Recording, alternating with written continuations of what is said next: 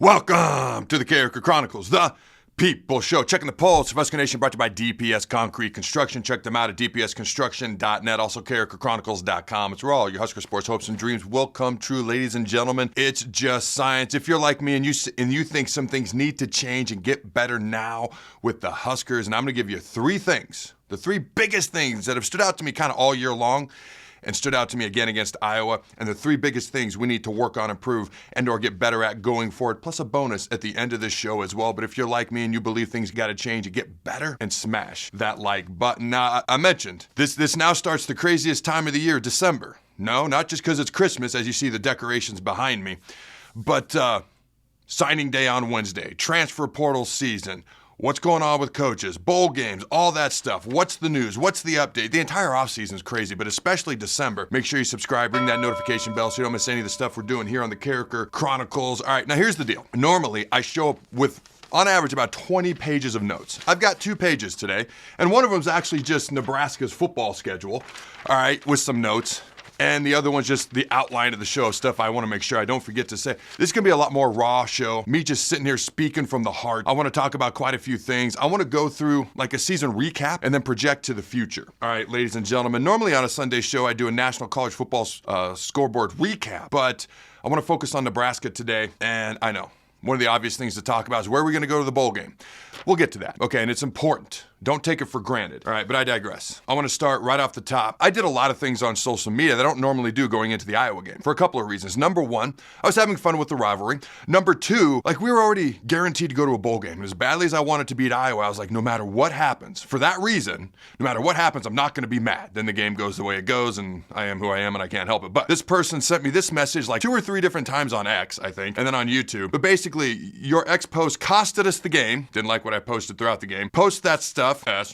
When we're up by 3 touchdowns, not by 10 points. I responded by saying I accept full responsibility. I mean, here's the deal. I got no problem with people coming at me on social media. It's part of the gig. Don't be sensitive. But that's kind of why I was the way I was during the Iowa game. And also, hey, it's a two-way street. If I decide to fire back, you can't be sensitive either. All right, that's not really firing back. I was just like, hey, I accept responsibility. If the loss is on me, it's on me. Seems kind of crazy. Let's get into Nebraska's schedule and the game and the season recap of each game real quick. And I'm going to start right off the top with UTEP. We won 40-7. Now, I remember thinking at the end of this game, man, I wasn't blown away. Dylan Raiola's first start. He's a teenager. He's a true freshman. But we won 40-7. The backups ran halfway through the third quarter. Personally, I would have waited to the fourth quarter. Already talked about that in the past. I was like, you know what? We won this game appropriately enough. I feel the way I should. In other words, we did enough that I was like, I was okay with the performance, especially game 1, start 1 for Dylan, and going into year 2 under Matt RHULE. And that's what I talked about. And so that's how, at the end of that game and that gut reaction, that's kind of how I felt, kind of how I still feel. I wasn't wowed by that performance. UTEP's awful. But, you know, they did just enough that I felt okay. You go into the Colorado game. I feel like the Colorado game has been diminished at this point. Almost like people are, like it's a negative that we won the game. We put too much into it, and yada, yada, yada. No, you're capable of showing up for more than one Saturday a year and putting it all on the field. I mean, my God, have you seen Florida's schedule? Have you seen Georgia's schedule? I've called Florida's schedule a mini NFL schedule. And I know Georgia went to 8 overtimes versus Georgia Tech, and were able to pull it out. My point is simply this. The Colorado game at halftime, it was 28-0. And I was like, holy crap, we're really freaking good. Like, whoa. And then we didn't score at all the second half, and we got outscored 10-0. But I was kind of like, you know, maybe it was a little bit of a letdown. And I was like, hey, 28-10, and we beat Colorado for the first time in our last 4 games against them. I was kind of like, I'm okay with that. Okay, but it was the beginning of starting to see things like not playing 4 full quarters and things of that nature starting to unfold. But at the end of that Colorado game, I was like, all right, we beat Colorado. We thumped them. We look really freaking good. The second half was what it was, but I didn't want to address that just yet, even though I kind of did in my gut reaction. All right, but my point is this. Just because you showed up and Colorado was our Super Bowl, I called it the momentum game of the year. You can show up the next Saturday. And it's not easy. Football's not easy. It's not for everybody. But to say that we put too much into that game, ladies and gentlemen, I don't believe that's ass of 7, ass of 8. I believe that's ass of 9 in my humble opinion. Because if you can only show up once or twice a year with that kind of intensity, you need to go play something else. Just my thoughts. Next up, Northern Iowa. Again, we beat them 34-3. We covered the spread, kind of did what we should, but this was really the first game. Like the defense had a hard time stopping the run. And Northern Iowa's offense kind of stayed on the field a lot, kept converting third downs, and it was the first time I was kind of like, I wonder if this defense will be as good as it was last year. Now, there's been times when the defense has played really, really good this year. Been by far our most consistent unit. Tony White's a good coach. That was really the first time I kind of looked at our defense and I was like, Don't know if I love that performance, but sometimes it happens. All right, Northern Iowa's a decent FCS team. You go to Illinois. The first half, we completely outplayed Illinois. That's an 8 or 9 win team. I don't know the outcome of their game on Saturday. It's towards the end of Saturday as I'm recording this. I don't know the outcome of their game yet. That's an 8 or 9 win team. But we didn't know that at the time. But at halftime, we had clearly outplayed them. The second half, the first 3.5 games was different from the rest of the games that I'm about to talk about, all the way up until there was a reprieve. We felt better versus Ohio State, and then really the Wisconsin game. The first 3.5 games of the year, we looked different than the next 1, 2, 3, 4, 5.5 out of 6 games. Halftime of Illinois, they made adjustments, and we struggled to make adjustments. Their offense made adjustments. Their defense made adjustments. All of a sudden, we couldn't stop the run. We couldn't stay on the field on offense, and we started to put basically everything on Dylan Raiola because the defense was struggling, the running game wasn't going, the special teams was the special teams. And the second half, Illinois made adjustments, and they beat us. And that was the first time I was kind of like, we kind of just put everything on a teenager to win this game. Like, we couldn't trust anything else in the second half of that game, and the overtime was just not good at all. All right, but Nebraska, we're 3-1. Okay, all right. So you go to Purdue, our first road game, our first morning game, and while we won 28-10, this game for the first 40 minutes was ugly. We were actually, with 5 minutes to go in the third quarter, I don't know if people remember this, we were down 3-0. It was 0-0 at halftime. We had 6 straight trips into Purdue territory. Territory in the first half was 0 points. It was ugly. It was not executed. This was the first time Matt RHULE started to do the pregame Oklahoma drill. Players block going against each other in the pregame Oklahoma drill. I guarantee that was road game related. I guarantee that was early morning game related. And it became kind of something that we would do frequently after that. But you don't just start doing that out of nowhere, unless you're trying to spark something with your team because you see the juices aren't flowing. And if you watched them play that game, the juices were not flowing. The last 20 minutes, we outscored them 28-7, won 28-10. There was a defensive score in there. It was not all offensive scores. We won by an appropriate amount just because we're way more talented. Also, Purdue's like 1-10, 1-11. They're really not very good. And that was a game where I was kind of like, man, we just out-talented them. We really didn't play very well. Then you go to Rutgers. 14-0 at halftime. I'm like, man, we come out this second half. We can shut the door. We can put the nail in the coffin. We can develop a killer instinct. We got outscored 7-0 in the second half. And these are games we won. I'm not trying to be negative. This is just my thought process as I look back now, having the benefit of hindsight and, hindsight being 2020, so to speak. Remember, Rutgers had a drop touchdown pass on a miscommunication in our secondary, which has happened too often this year, that they wide open just dropped it. Would have been tied 14-14. We come out of there with a win, and we beat Rutgers 14-7. Never take anything for granted. Wins are not easy. Getting to a bowl game, as Husker fans know, is not easy. Beating rivals is not easy. Okay, whether it's Colorado, Iowa, Wisconsin, not easy. Don't take these things for granted. At this point, we're going into the bye week. Nebraska's 5-1. Pretty good. Haven't played a whole lot of tough teams. Colorado hadn't even found their stride yet because they had 94 billion transfers, and it takes a while to gel. Bye week, then we hit Indiana. And that game was what it was. Indiana's a good team. They're a top 10 team right now, as I sit here right now. And their game with Purdue has not ended either. I'm assuming they're going to beat Purdue. But they lost pretty handily to Ohio State. It was a really good team, but a team that we took down to the wire, could have easily beaten, at the end of that game, the way they played. But they lost 38-15 to Ohio State, and were clearly outplayed. They got 0 yards in the second quarter of that game versus the Buckeyes. I digress.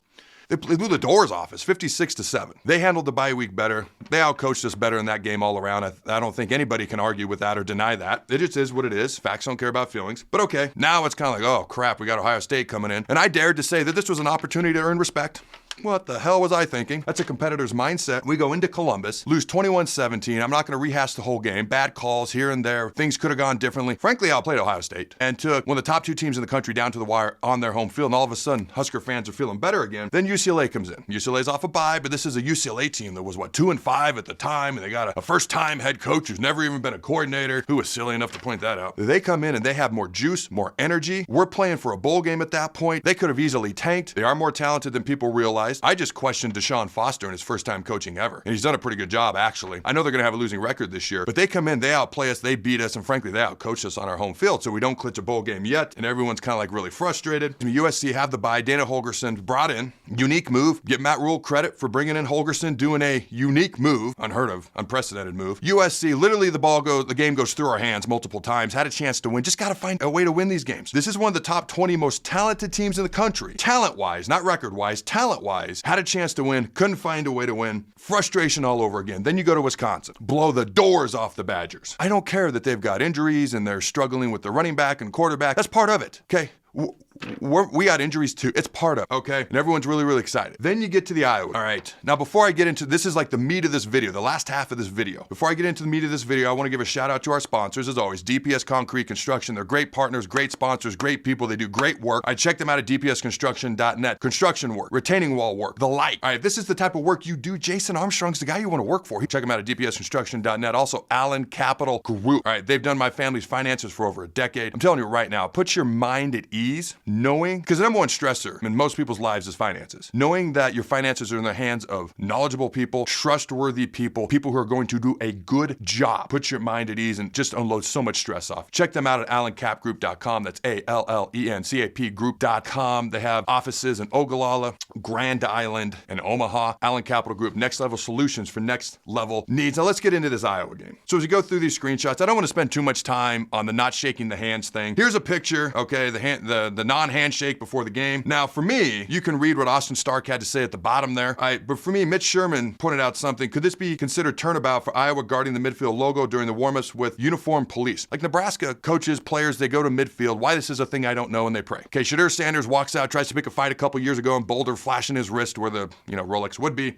because that's a cool thing to do, I guess. At least he hasn't done it as much this year. So they end up going to the end zone and doing their normal pre-game routine, prayer, etc., basically in the end zone. And here's the only thing I want to point out. At this point in time, this is not how Matt RHULE operates. He's a classy guy, so there's got to be a reason for this that we don't know yet. Hasn't been addressed at the time I'm recording this video. But this is from a couple of years ago, and I took a screenshot. This is what disrespect in midfield looks like. And had we played the video, I just took a screenshot because I don't want to spend much time on this, and I'm going to move on. Michigan player walks out to the middle of Michigan State Field a couple of 3 years ago and is literally kicking up the grass, trying to destroy the logo. Nobody was planting a flag. Nobody was jumping on the logo. Nobody's trying to destroy the grass by kicking it up. I don't know. I need more information. Just seems really odd at this time. All right, let's get into the game itself. Iowa defeats Nebraska 13-10. The Hawks never led until 0-0 on the clock. Oh, that's brutal. All right, how can a team, no matter the quarterback, no matter the players, no matter the coaches, no matter the year, continue to lose in the same way? Mind-boggling, and needs to get a master class in team psychology. Here's another one. Iowa can't beat Nebraska. They just wait for Nebraska to beat Nebraska. Same story every year. All right, Jake Butt. By the way, this is a two-time All-American tight end at Michigan, two-time Big Ten tight end of the year. Just watching the game, tweets this out. Even seeing it, I don't believe my eyes. How did Nebraska lose that game? All right, Lewis Elliott put this out. I saw this stat in the Des Moines Register. Iowa is now 21-3 in November since 2019. RHULE is 1-7 in November at Nebraska. Ferentz gets it done when it matters the most, at least so far. Hard to argue that. All right, here's another one. Cornhuskers are now 9-35 in one-score games in its last 44 one-score games. Matt RHULE after the game, and I quote, disappointed, probably more than disappointed right now, angry at what just happened, end quote. James Perch, by the way, he does a great job putting out a show on CarrikerChronicles.com. Check it out, day-by-day podcast. He said, I'm a nobody. My one piece of advice to Matt RHULE would be this. Don't tell your team we're playing for a one-score game in the fourth quarter anymore. Put teams away early. Should have been 17-0 going into the fourth at least. Did you know that on Iowa's 3 scoring drives, they got 1 first down? They recovered the fumble, okay, whatever you want to call it, on the punt return. Inside our 5, gained like a yard or 2, had to kick a field goal. They recovered the fumble at the end of the game. I don't believe they got a first down, kicked the game-winning field goal. The only first down they got in their 3 scoring drives was on the 72-yarder where Caleb Johnson broke about 4 or 5 tackles. Caleb Henry, Matt RHULE is livid. The officials let the Iowa kicker kick the ball after the timeout. Now, to be clear, that's a delay of game. Wasn't called. But Drew Brown, former Nebraska kicker, makes a great point. We need to stop putting ourselves in a situation where a missed penalty can affect the end of a game. Win the game before the last final drive / 2 minutes. By the way, Tom Osborne told me the same exact thing when I was like, how do we get over the close game hump? He's like, don't put it in the hands of the officials. This man knows about bad officiating if you know his coaching career over the years. He's like, have a big enough lead that it doesn't come down to that. When you look at the actual game, it's kind of hard to believe. First downs, Nebraska had 20. Iowa 5. Total yards, Nebraska 334, Iowa 164. And almost half those came on the 1 touchdown from Caleb Johnson, the 72-yarder. Third downs, Iowa was 0 of 10. How do you score any points when you don't convert a third down the entire game? Nebraska was almost 50%, 8 of 17. Time of possession, almost 2-1. Nebraska 30, 901, Iowa 20-59. The final score, we know what it was, same as last year. Here's some other things. Nebraska had 2 turnovers, Iowa 0. We're now -1 on the year in turnover margin. Iowa's number 1 in the Big Ten, plus 13 in turnover margin. That's how they win. And they had 1 penalty the entire day. Nebraska had 4. So for me, what was the bare minimum Matt RHULE had to do? People were talking 8 wins, 9 wins. I predicted 8 wins. All right, not mathematically possible anymore. I said 8-4 in the regular season. All right, I'll own up to it. But some people were talking 8 wins, 9 wins, 7-0 right out the gate. I never said 7-0 out the gate. I actually said 5-2 is more likely than 7-0, but I predicted 6-1. Hindsight's 20/20 now, right? But my bare minimum, had you said, hey, what does Matt Rhule have to do, the bare minimum for this year to be acceptable, okay, or even somewhat of a success? I don't know if you want to call it that, but I said, number one, got to go to a bowl game. If we don't go to a bowl game, he looked at me in the eye in Big Ten Media Days. He said, Adam, we don't go to a bowl game. In other words, we don't win 6 games. We got real problems. So that was the bare minimum. He did it. Barely. All right. And actually, when he was at Baylor, year 1, they were 1-11. Year 2, 6-6. Temple, year 1, they were 2-10. Year 2, 6-6. At Nebraska, obviously 5-7 year 1, the cupboard wasn't as bare as Baylor or Temple, so not as big of a jump as we would have liked, or that we got to 6-6 in year 2. I will say this, the competition is much tougher as well in the Big Ten, and I think Matt Rhule's learning, and I don't mean that as a negative thing. All right, every coach learns, every coach evolves. You watch Nick Saban's offenses from when he first got to Bama and won titles with, and what they look like at the end, they were different. Now, we haven't won any national titles in a long time, we haven't had a winning record in a long time, et cetera, et cetera. My point is Matt Rhule is learning. Hopefully sooner rather than later and faster rather than slower, but he needs to surround himself with the best coaches possible. I'm going to get into that in just a minute. The other thing I felt he had to do, I felt he had to beat Colorado. I really did. Now, people can be like, they can look back on it now and take that win for granted if they want, but let's say you couldn't change the record. We have to stay 6-6, but let's say we lose to Colorado. What loss would you rather switch to a win that makes the Colorado win an acceptable loss? I hope that makes sense. Would you rather have beaten UCLA and lost to Colorado? To me, losing 4 straight to one of the most unclassy fan bases I've ever seen in my entire life, and the little brother with a big mouth, otherwise known as Colorado, and they can come at me all they want. Congrats on their success this year. Hey, you might have 2 of the top 2 picks in the NFL draft, the Heisman Trophy winner. Congrats. The facts are the facts. If you've been to a game in Boulder, it's not pretty. All right, but I digress. Beating Colorado and going 6-6 and getting to a bowl game was like the bare minimum of what Coach Rhule had to do in order for this year to just be considered okay and then build for the future. He did it, barely, but he did it. I guess I'll take it because it's better than not achieving one or both of those things. The 3 things that, in my humble opinion, these are just my thoughts, but when I sat down to try to map this out, it came to me quick. This did not take me long to come up with. The 3 things we need to do to improve going forward. And not a lot of this has to do with talent, by the way. Number 1, we got to get a killer instinct. We got to get a killer instinct. Certain people just have that thing where they want the ball with the game on the line. They don't care that social media is ready to trend or ESPN's going to play this highlight reel forever, whether it's good or bad. All right? Certain people want the ball. And certain people, when they get up, they don't let up. They don't play or expect to be in a one-loss game. It's going to happen. But you put your foot on the throat, you twist it, bam! And you cut the head off the freaking snake. All right, we got to develop a killer instinct. It is that simple. For me, I don't talk about myself a lot on the show or my playing career. I'm the guy talking, but the show isn't really about me. It's about Nebraska sports, Husker athletics, Husker football, the guys that are playing now. But indulge me for a minute. When I was in D.C., we're walking off the practice field one day. Darius Scott, who had been in the NFL, I don't know, 10, 15 years. He played on the 2002, you got to keep in mind, this was like 10 years ago, 2014. He played on the 2002 Ohio State National Championship team that beat Miami in overtime, the Miami team that won like 33 straight consecutive games at 89,000 first-round picks. He looks at me and he goes, Adam, you're a good guy with real a-hole tendencies. And I don't think I've ever been so complimented in my entire life. In other words, off this field, you're a good dude. On this field, you're an a-hole. Not dirty, not cheap, but good God, I don't like going against you, all right? So I was quite different on the field. And I was a lot more quiet back then too, off the field, but I digress. And this might be stupid to compare football to ping pong, but it's all relative and it's all about being a competitor. I have a good friend of mine. His name is Phil. We used to play a ton of ping pong when I was in St. Louis. We had a ping pong table in the basement. I'd always wanted one growing up. So we played a ton of ping pong. There came a point in time where I beat him 35 straight games. And they were always close. It was always close. I rarely blew him out. It was like 21-17, 21-19, 25-23 if we went into overtime. There was one game where he got up on me 18-3 after I'd won 35 straight. And I grabbed the ping pong ball and I looked at him, almost like calling a pseudo timeout. And I looked at him and I said, I was kind of playing mind games, but I also meant it. And this might be stupid comparing this to football. I don't care. It's a mindset that travels no matter what you're doing. I said, you know I'm going to win this game, right? And I crap you not, when he looked at me, he goes, I know. Like he knew I was going to come back and win. I knew I was going to come back and win. There's that mindset. People who hate losing more than they love winning. By the way, I did come back and win. Shout out to Phil. He's a great dude. One of the best human beings I've ever met. Growing up, I played Yahtzee with my mom. If I lost, let's just say I've matured a little bit. Dice would go flying. Things would go flying. All right, but I've matured a little bit, but the competitive nature stays there. For me, it's no longer athletic or physical. It's otherwise in life. Driven to be the best dad I can be, the best, whatever. I'm driven to do the best show I possibly can. Okay, a lot goes into this show if you've ever watched it and you know. A lot of things that most people may not even realize or think about, but I love it, I enjoy it, and some just propels me forward. I almost can't help it. All right, last story. I played with a kid in high school, really good. Went on to play D1 baseball. Shortstop. We had about 3 games in a row. Bottom of the 9th, well, I think in high school it's 7. Bottom of the 7th, ball's hit to him, he makes an error. All-state shortstop, future D1 player. So finally, my coach pulls him aside and me aside. He goes, hey, X, I'll keep his name out of it. What are you thinking about when the game's on the line? At shortstop, he goes, please don't hit me the ball. Please don't hit me the ball. Please don't hit me the ball. True story.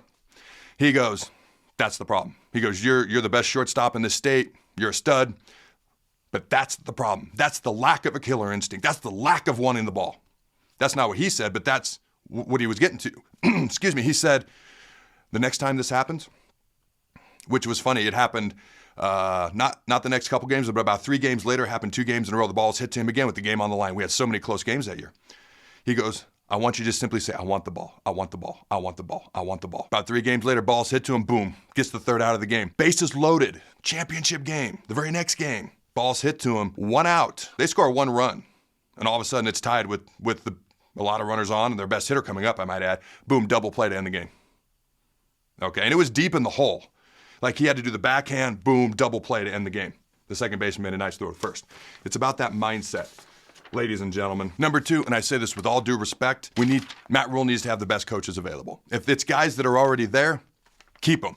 If it's somebody else that's somewhere else, let's go get them. Somebody who's available. We need to have the best coaches available on staff, and it's that simple. And the evaluation of who the best coach is, all right, needs to be based on performance, nothing else, point blank. All right, in my humble opinion. Number 3, we need to get better with basic things, penalties, turnovers, snapping and holding, special teams, the things that take really no talent whatsoever. But Adam, don't we need more talent? Well, I will tell you this, year after year, even with Oregon and USC in the league, we're still one of the top 3rd most talented rosters in the entire Big Ten. It probably goes Ohio State, Oregon, then maybe Michigan, Penn State, USC, however you want to look at it. But we are no worse than 6th in the Big Ten. Yet, Iowa, Wisconsin, all these teams, I know we beat Wisconsin this year, been a long time, cause all these issues for us. But Adam, aren't we small on the line? And it's interesting because I actually sat down and looked. Our projected starting offensive line coming into the season, and yes, I know there was injuries. There's injuries everywhere. We just played Iowa, who had a 3rd-string walk-on quarterback playing against us. It's part of football. Our projected offensive line coming into the season was, by the way, 4 upperclassmen, seniors. All right, the 5th most experienced offensive line in the country. The average size was 6'7.5", 314. And even the guys who came in, all right, 6'6", well over 300 pounds. The other guy who came in, 315. We have size. So I don't want to hear that we're too small or we don't have the athletes. You can always get more athletic and always trying to get the best talent you can. Matt RHULE's a pretty good recruiter, by the way. We need to be better in the trenches consistently. That's why Iowa and Wisconsin have had success over us. They have a killer instinct. They're incredibly well coached. They're better at basic things / being disciplined. Penalties, turnovers, special teams, things that take no talent, and they develop their players better than we do as well. It's hard to argue that if they don't have the talent coming through the door, yet they beat us come Saturday or Friday. It's all the things Nebraska used to do to win football games, is how those teams now beat us. They're the things we need to start doing again if we want to stop losing games that we should win. All right, last couple of screenshots. This is from Dennis Grady. He said, this morning, I'm not too excited for the bowl game. I don't want to witness another game like this. What I would say is simply this. We've been wanting a bowl game for so long. Don't take it for granted now. Those are my only thoughts. Don't take it for granted now. If we expect the coaches and players to get better at little things, we need to appreciate little things. Don't take them for granted while demanding more. There's a reason I wore this shirt today. We need to raise the bar and demand more, but we need to appreciate the little things in the process and don't take things for granted. Here's another one that was sent to me. At least I don't have to listen to everyone say, pay Dana whatever he wants. Everyone got so excited after one good game against an awful Wisconsin team. Here's what I tell you. Dana Holgorsen needs to be our OC next year. He's a difference maker. Who else are we going to get that's going to be better or the equivalent to realistically? Also, when you think about, we basically could have had 20 points on Iowa. The 34-yard field goal, that's not on Dana. Isaiah Nayor, I watched that play again. He's going to catch that ball at the 30-yard line with room to run. He's going to get down to their 10. I don't know if he gets all the way in, but we got the ball inside their 10. Maybe he gets all the way in. Not many teams have scored 20 points on Iowa this year. In fact, only 5 of their 12 opponents have scored 20 points or more. 3 of those teams scored exactly 20, 21. Only one team the entire season scored more than 21 points on Iowa. And we could have easily done that. Obviously, we shot ourselves in the foot multiple times, but that's not on Dana Holgorsen. Honestly, I don't believe that. We just need to catch the ball, make a simple 34-yard kick, and we score 20 points on an Iowa team that doesn't give up many points on a freezing cold night, the coldest game at Kinnick Stadium since 2013 versus Michigan. So in summation, ladies and gentlemen, the 3 things in the bonus that really needs to happen going into next year, going forward, is getting a killer freaking instinct. Number 2, get the best coaches out there on this coaching staff surrounding Matt RHULE, whether it's guys that are already there or if it's somebody else. Let's evaluate based on performance and nothing else. Number 3, just get better at the basic things, penalties, turnovers, special teams. And a bonus, hey, we used to batter people up front. Let's do it more consistently in the trenches. All right, ladies and gentlemen, as always, you can check out CarrikerChronicles.com all December. It's going to be flooded with volleyball, men's basketball, women's basketball, all Husker sports. It's where your Husker sports hopes and dreams will come true, ladies and gentlemen. CarrikerChronicles.com. Here are my 3 questions for you fine folks at home. Let me know your answer in the comments below. Number 1, will Nebraska finish with a top 20 recruiting class? Signing day is this Wednesday. Number 2, will there be changes made to this coaching staff? Number 3, all right, will volleyball win it all this year? They have played, of the top 13 teams in the country, not including themselves, they played 10 of the other top 12 teams in the country this year. They have played number 3, number 4, number 5, number 6, number 7, number 8, number 9, number 12, and number 13. And of those 10 teams, they've beaten 8 of them. Talk about a murderer's row schedule. Take that, SEC in football. Until next time, Husker Nation, go Big Red, and always remember to throw the ball.